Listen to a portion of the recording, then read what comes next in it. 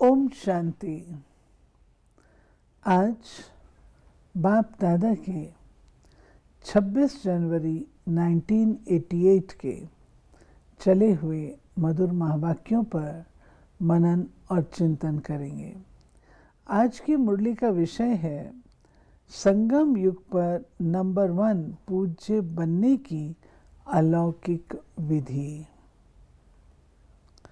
आज अनादि बाप और आदि बाप,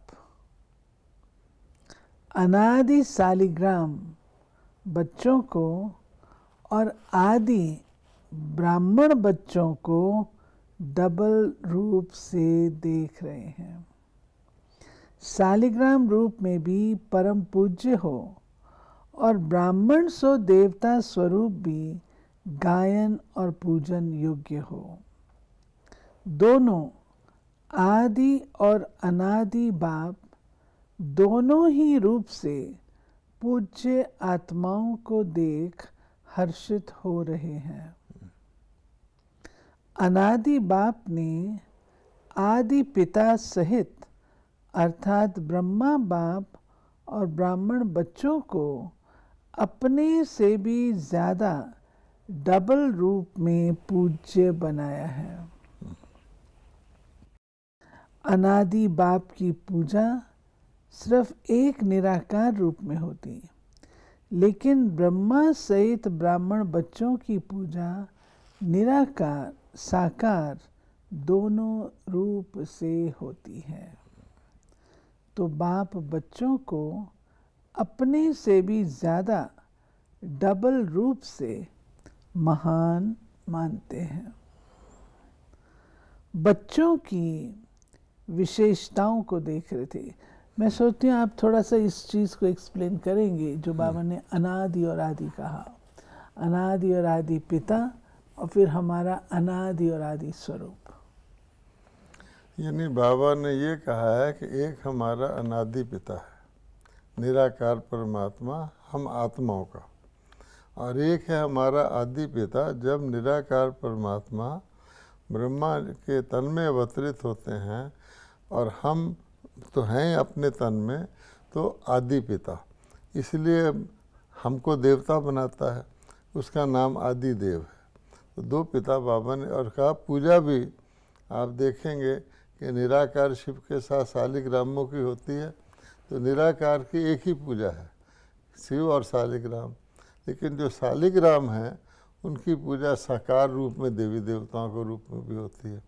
तो बाबा कहता है मैं, क्योंकि मैं सिर्फ परम धाम का मालिक हूँ और आप बच्चे परम धाम के भी हो और सतयुग के भी हो, ये भाव है। आज बाप दादा बच्चों की विशेषताओं को देख रहे थे। हर एक बच्चे की विशेषता अपनी अपनी है। कोई बाप की और सर ब्राह्मण आत्माओं की विशेषताओं को जान स्वयं में सर्व विशेषताएं धारण कर श्रेष्ठ अर्थात विशेष आत्मा बन गए हैं। और कोई विशेषताओं को जान और देखकर खुश होते हैं, लेकिन अपने में सर्व विशेषताएं धारण करने की हिम्मत नहीं है।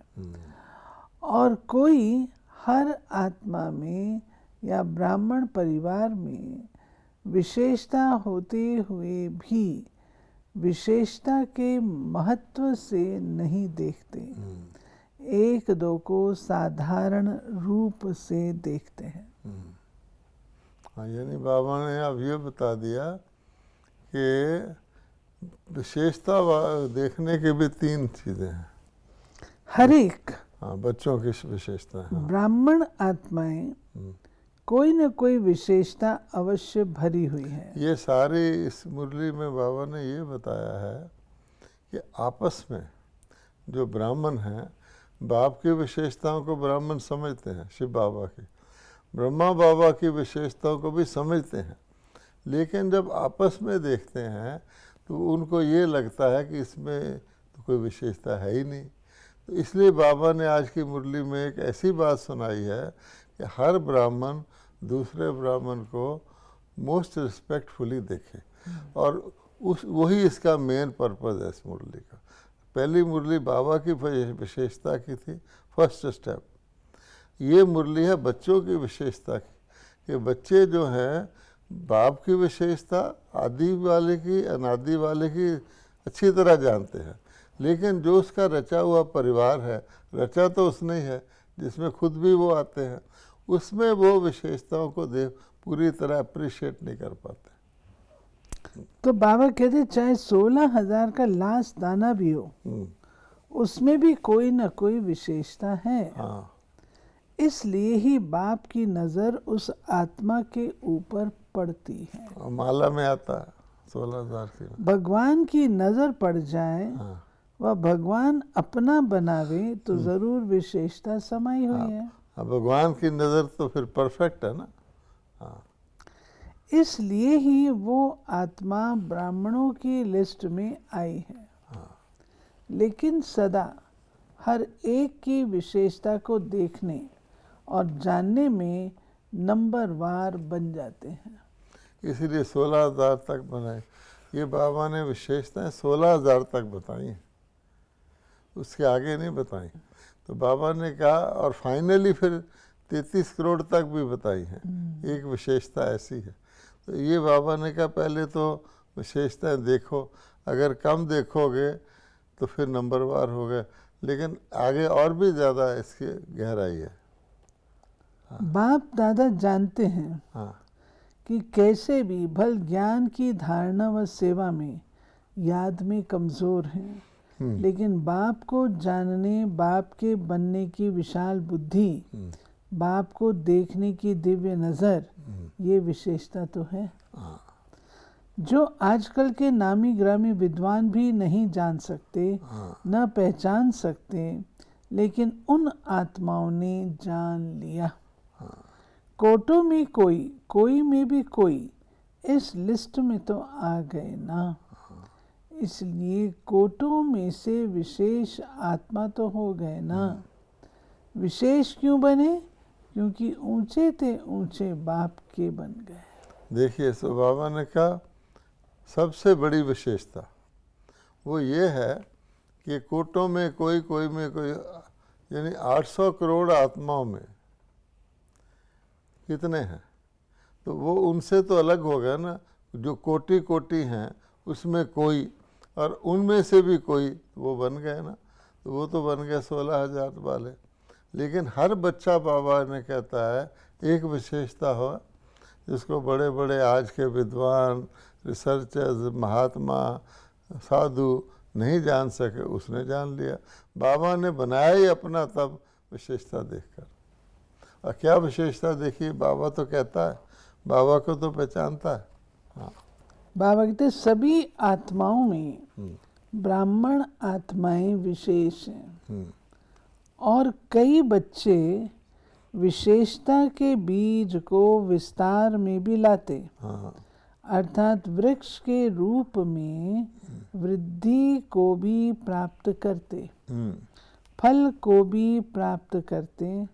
लेकिन जब फल आता है तो फल के पीछे चिड़ियाएं, पंछी भी आते हैं खाने के लिए।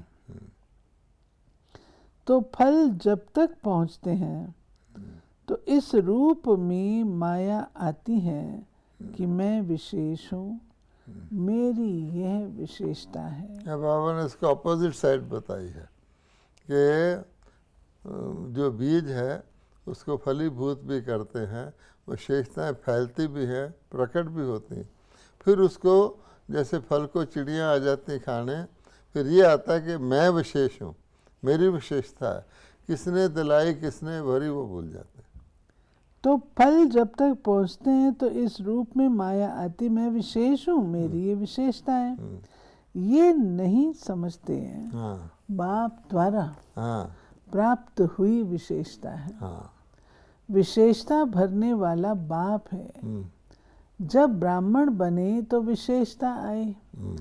ब्राह्मण जीवन की देन है, बाप की देन है। इसलिए फल के बाद, अर्थात सेवा में सफलता के बाद, ये अटेंशन रखना भी ज़रूरी है। हाँ। नहीं तो माया रूपी चिड़िया पंछी फल को झूठा कर देते हाँ। या नीचे गिरा देते हैं। हाँ। जैसे खंडित मूर्ति की पूजा नहीं होती, हाँ। माना जाता है कि ये मूर्ति है, हाँ। लेकिन पूजी नहीं जाती। हम्म। ऐसे जो ब्राह्मण आत्माएं सेवा का फल हाँ। अर्थात सेवा में सफलता प्राप्त कर लेते हैं, हाँ। लेकिन मैंपन की चिड़िया ने फल को खंडित कर दिया। हाँ, यानी इस मुरली का सार ये है कि मैं आ गया जहाँ, तो वहाँ वो सेवा खत्म। ये बड़ी इम्पोर्टेंट चीज़ है, अपने को मैं से बचाना। ब्रह्मा बाबा ने सारी लाइफ में कभी मैं शब्द नहीं कहा, इसने नोट किया हो या ना किया हो। दादी प्रकाश मणि ने सारी लाइफ में कभी मैं शब्द नहीं कहा, और आज हम उसको साधारण ले लेते हैं। बाबा कहता है दिल में तो समझो। हमारे विदेशी भाई बहन हैं, उन्होंने कभी अपनी किसी चीज़ को मैं नहीं कहा। हम कहेंगे आप फ़ोन कहाँ है, वो कहेंगे बाबाज़ फ़ोन वहाँ पड़ा है। हम कहेंगे कार, बाबाज़ कार, वो भी ऐसे कहते हैं। तो आज क्या हो गया है, इस बात को नज़रअंदाज करके मैं कहने लग जाते हैं, यानी मैं विशेष हो गया। बाबा कहते मैंने तुम्हें चुना, तुमको विशेषता दी, और जो फलित भूत भी हुई वो मेरे कारण और ब्राह्मण परिवार के कारण हुई। ठीक है ना। एक व्यक्ति गार्डनर है, मान लो बगीचा संभालता है, वो दुनिया में किसी का भी बगीचा संभाल लेगा, और भगवान के घर में बगीचा संभालेगा, वैल्यू हो गई ना। भगवान के घर में लोग भगवान को भी देखने आएंगे, बगीचे को भी। लेकिन वो कहे मैं बहुत अच्छा गार्डनर हूँ, तो बाबा कहता खत्म। लेकिन मैंपन की चिड़िया ने फल को खंडित कर दिया, इसलिए सिर्फ माना जाएगा कि सेवा बहुत अच्छी करते हैं, महारथी है, सर्विसेबल है, लेकिन संगम युग पर भी सर्व ब्राह्मण परिवार के दिल में स्नेह के पात्र व पूज्य नहीं बन सकते। क्योंकि अंदर छिपा हुआ है कि मैं विशेष हूँ, और मेरी मैं विशेष सेवा करता हूँ। जो सेवा मैं करता हूँ वो कोई नहीं करता। ऐसी सेवा, वो जो छुपा हुआ मैं है, वो आपको ब्राह्मण परिवार में दिल का प्यार दिलाएगा नहीं। ये दिल में भी अगर रख लिया तो। हाँ। संगम युग में दिल का स्नेह, दिल का रिगार्ड, यही पूज्य बनना है। हाँ, यहाँ अगर हो गया फिर आगे भी पूज्य बनेंगे। फल को मैंपन में लाने वाले ऐसा पूज्य नहीं बन सकते। एक है दिल से किसको ऊंचा मानना, तो ऊंचे को पूज्य कहा जाता। जैसे आजकल की दुनिया में भी बाप ऊंचा होने कारण बच्चे पूज्य पिताजी कहकर बुलाते लिखते हैं। ऐसे दिल से ऊंचा मानना अर्थात दिल से रिगार्ड देना। दूसरा होता है बाहर की मर्यादा प्रमाण रिगार्ड देना ही पड़ता है। तो दिल से देना और देना ही पड़ता, इसमें कितना अंतर है। पूज्य बनना अर्थात दिल से सर्वमानी, मेजॉरिटी होनी चाहिए। पहले भी सुनाया था कि 5% तो रह ही जाता है, लेकिन मेजॉरिटी दिल से माने, ये है संगम युग पर पूज्य बनना। हाँ, बाबा ने पिछली मुरली में कहा था ना कि 5% अपनी इच्छा पूरी ना होने के कारण, कोई नाजायज़ डिमांड रख दो, वो पूरी ना होने के कारण वो रिगार्ड नहीं देते। लेकिन बाबा ने कहा उनकी गलती है, 5% छोड़ दो, 95% तो होना चाहिए ना। पूज्य बनने का संस्कार भी अभी से ही भरना है, लेकिन भक्ति मार्ग के पूज्य बनने में और अब के पूज्य बनने में अंतर है। हाँ। अभी आपके शरीरों की पूजा नहीं हो सकती, क्योंकि अंतिम पुराना शरीर है। तमोगुणी तत्वों का बना हुआ शरीर है। अभी फूलों के हार नहीं पड़ेंगे। भक्ति मार्ग में तो देवताओं के ऊपर चढ़ाते हैं। पूज्य की निशानी है धूप जलाना, हार पहनाना, आरती करना, कीर्तन करना, तिलक लगाना। संगम युग पर ये स्थूल विधि नहीं है। लेकिन संगम युग में सदा दिल से उन पूज्य आत्माओं के प्रति सच्चे स्नेह की आरती उतारते हैं। आत्माओं द्वारा सदा कोई न कोई प्राप्ति का कीर्तन करते रहते हैं। सदा उन आत्माओं के प्रति शुभ भावना की धूप व दीपक जगाते रहते हैं। सदा ऐसी आत्माओं को देख स्वयं भी जैसे वह आत्माएं बाप के ऊपर बलिहार गई हैं, वैसे अन्य आत्माओं में भी बाप के ऊपर बलिहार जाने का उमंग आता है। तो बाप के ऊपर बलिहार जाने का हार सदा उन आत्माओं को स्वतः ही प्राप्त होता है। इस अलौकिक विधि से इस समय के पूज्य आत्माएं बनती हैं। भक्ति मार्ग के पूज्य बनने से श्रेष्ठ पूजा अब की है। जैसे भक्ति मार्ग की पूज्य आत्माओं के 2 घड़ी के संपर्क से, अर्थात सिर्फ मूर्ति के सामने जाने से 2 घड़ी के लिए भी शांति, शक्ति, खुशी का अनुभव होता है। ऐसे संगम युगी पूज्य आत्माओं द्वारा अब भी 2 घड़ी 1 घड़ी भी दृष्टि मिलने से खुशी, शांति व उमंग, उत्साह की शक्ति अनुभव होती है। ऐसी पूज्य आत्माएं अर्थात नंबर 1 विशेष आत्माएं हैं। देखो बाबा कितनी डिटेल में हर चीज़ का कॉज एंड इफेक्ट बताते हैं। ऐसे संगम युगी दृष्टि वाली बात हो गई। सेकंड और थर्ड तो सुना दिया। उसका विस्तार क्या करेंगे?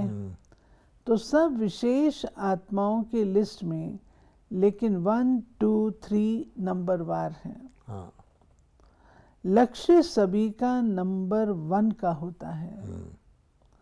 तो ऐसे पूज्य बनो।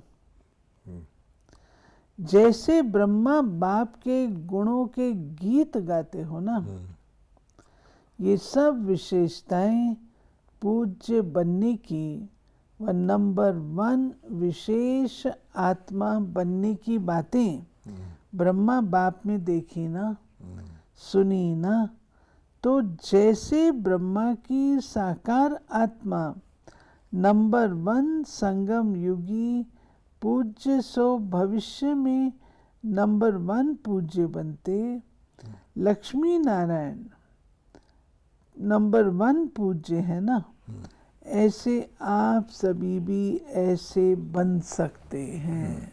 ब्रह्मा के कितने गीत बनाए हुए हैं, ब्रह्मा बाबा की विशेषताओं के कितने गीत बनाए हुए हैं।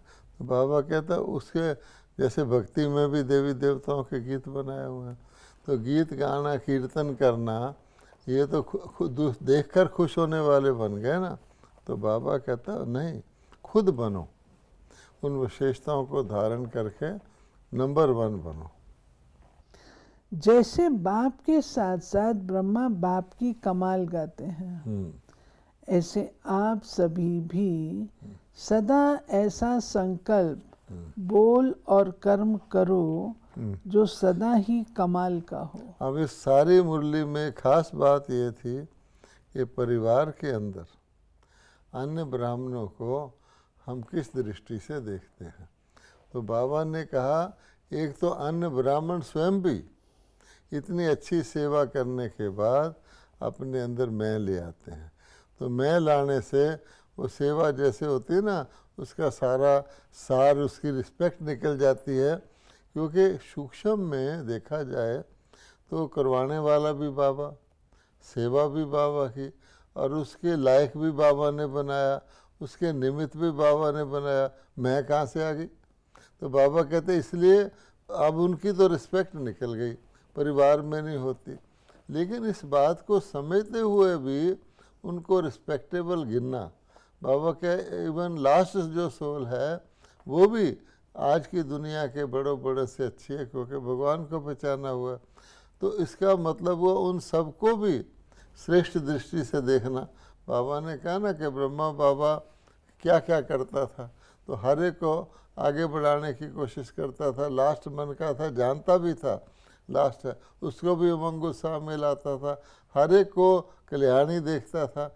ऐसे नहीं कि फिक्स कर ले अपने मन में ये तो ऐसे करे तो लास्ट ही आएगा। बाबा कहते ये श्राप देने के बराबर हो जाता। किसी को कह दो जा तू तो ऐसा ही रहेगा, देख लिया तुम्हें, तो बाबा ने ऐसा कभी नहीं कहा। तो ये सारी विशेषताएं हम धारण करेंगे तो हम फिर दिल से यहाँ पूजने बनेंगे, रिगार्ड पाएंगे। जो बाबा ने डिफरेंट रिगार्ड बताए हैं वो भक्ति में फिर सिंबॉलिक हो जाएगा। जैसे बाप के साथ साथ ब्रह्मा बाप की कमाल गाते, ऐसे आप सभी भी सदा ऐसा संकल्प बोल और कर्म करो जो सदा ही कमाल का हो। हाँ जब कमाल होगी तो धमाल नहीं होगी। हाँ कमाल नहीं करते तो धमाल करते हो। हाँ चाहे संकल्पों की धमाल करो, चाहे वाणी से करो। संकल्पों से भी व्यर्थ तूफान चलता है तो धमाल है ना। धमाल नहीं लेकिन कमाल करनी है, क्योंकि आदि पिता ब्रह्मा के ब्राह्मण बच्चे सदा ही पूज्य गाए जाते हैं। अभी लास्ट जन्म में भी देखो तो सभी से ऊंच वर्ण कौन सा गाया जाता? हाँ ब्राह्मण वर्ण कहते हैं ना। ऊंचा नाम और ऊंचे श्रेष्ठ काम के लिए ब्राह्मण को ही बुलाते हैं। हाँ किसके कल्याण के लिए ब्राह्मणों को बुलाते हैं? तो लास्ट जन्म तक भी ब्राह्मण आत्माओं का ऊंचा नाम, ऊंचा काम प्रसिद्ध है, परंपरा से चल रहा है। सिर्फ नाम से भी काम चला रहे हैं। सिर्फ ब्राह्मण नाम भी हो तो भी देखो कितना श्रेष्ठ गिना जाता है उनको। काम आपका है लेकिन नाम वालों का भी काम चल रहा है। यानी काम आपने किया असली ब्राह्मणों ने, लेकिन जिन्होंने ब्राह्मण नाम रख लिया तो आपके नाम से उनकी गाड़ी चल रही है, बाबा ये कह रहा है। हाँ इससे देखो सच्चे ब्राह्मण आत्माओं की कितनी महिमा है। हाँ। और कितने महान हैं। यानी अंत तक बताया, बीच में तो पूजा बताई, लेकिन अंत में भी कोई नाम रख ले, यानी वर्ण का ब्राह्मण बन जाए जन्म से, उसका कितना मान हो जाता है। ब्राह्मण नाम भी अविनाशी हो गया। हाँ। अविनाशी प्राप्ति वाली जीवन हो गई। ब्राह्मण जीवन की विशेषता है मेहनत कम, प्राप्ति अब ज्यादा। देखिए कि जैसे शिव, तो शिव की पूजा होती है, लक्ष्मी नारायण उनकी पूजा होती, राजगद्दियाँ चलती। केवल ब्राह्मण नाम, वो एंड तक हर अच्छे काम के लिए ब्राह्मण को बुलाया जाता है, उसको ऊंचा गिना जाता है। कई जगह उसके पाँव भी लोग धोते हैं। तो बाबा कहता है तुम्हारे नाम की तो ज़रूर कुछ कमाया होगा ना नाम। कहते नाम कमाओ, इतना नाम कमाया हो कि आज भी कोई ब्राह्मण बन के बैठ जाए तो कितना उसका सम्मान हो जाता है। ये बाबा बता रहा है। ब्राह्मण जीवन की विशेषता है मेहनत कम, प्राप्ति ज्यादा। हाँ। क्योंकि मोहब्बत के आगे मेहनत नहीं है। और आज भी आप देख लो, ब्राह्मण जीवन में तो है ही। आज का ब्राह्मण दुनिया वाला क्या करता, थोड़ा सा पूजा मंत्र पढ़ देता है, उसको कितना भेंटा मिल जाता है। यहाँ भी सबसे कम मेहनत और प्राप्ति ज़्यादा ब्राह्मणों को ही होती है। मंदिर में पुजारी बन जाओ, अच्छा आप देखिए तो आपको कितना धन मिल जाएगा। कोई शरीर भी छोड़ दे तो जो बिल्कुल करनी घोर होता है ब्राह्मण, उसको भी कितनी शॉलें चदरें मिल जाती हैं। बाबा कहते तुम्हारे नाम की तो इतनी महिमा है। अब लास्ट जन्म में भी ब्राह्मण मेहनत नहीं करते, हाँ देखो, आराम से खाते रहते हैं। हाँ, तो उसका फल यहाँ भी है।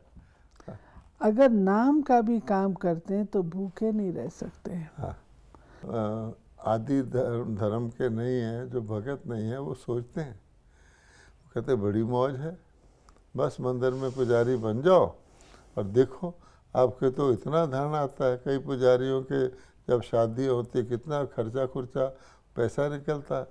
ऐसे ही ब्राह्मण बन जाओ, बस सब आपको मत्था टेकने लग जाएंगे। तो वो भी यहाँ का है। तो बाबा कहता है यहाँ भी लोग कहते हैं ना, उनको पता नहीं है, बस ब्रह्मा कुमार कुमारी बन जाओ, मौज ही मौज है, खाने को भी मिलेगा, मेडिकल केयर भी मिलेगी। वो ये नहीं जानते हैं कि ब्रह्मा कुमार और कुमारी को क्या श्रेष्ठता है जिसके कारण से वो बनते हैं। ऐसे तो राष्ट्रपति जो बन जाता है उसको भी सब साधन मिलते हैं, चलो 5 साल के लिए मिलते हैं, कुछ ना कुछ तो मिलता ही है ना, उसको भी मेहनत नहीं करनी पड़ती बिल्कुल भी। ये है वर्तमान समय पूज्य तो भविष्य के पूज्य। हाँ। इसको ही विशेष आत्माएं नंबर 1 कहते हैं। हाँ, तो चेक करो, ब्रह्मा बाप की कहानी सुना रहे हैं ना, अभी और भी रही हुई है। ये ब्रह्मा बाप की विशेषता सदा सामने रखो और किसी बातों में नहीं जाओ, लेकिन विशेषताओं को देख और वर्णन करो। हरेक को विशेषता का महत्व सुनाए, विशेष बनाओ। बना अर्थात स्वयं विशेष बनना, समझा? बनाना। चारों ओर के सर्व नंबर 1 विशेष आत्माओं को, सर्व ब्राह्मण जीवन वाले विशेष आत्माओं को, सदा ब्रह्मा बाप को सामने रख समान बनने वाले बच्चों को, अनादि बाप आदि बाप का दोनों रूप से सर्व शालिग्रामों और साकारी ब्राह्मण आत्माओं को स्नेह भरी याद, प्यार और नमस्ते। ठीक। ये थी मीठे बाबा की आज की मुरली, जिसमें बाबा ने हम बच्चों को ये जो ब्राह्मण जन्म है इसका महत्व बताते हुए कहा कि कैसे हमें संगम युग पर अपने स्वमान में रहना है, और सबसे बड़ी बात संगम पर सबके दिलों को जीतना, तब जाकर के आगे पूज्य आत्मा बन सकेंगे। ओम शांति।